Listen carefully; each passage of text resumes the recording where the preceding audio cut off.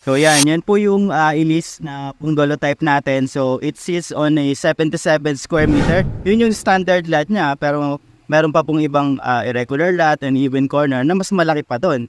And then yung ating floor area is 29 square meters. So tara, let's have a quick house tour. So ayan, no, kung makikita nyo, ang ganda, diba? Meron na siyang tiles. And then of course, meron tayo ditong 2 bedrooms. Okay, so this is the bedroom number 1. And of course, bedroom number 2. Yan.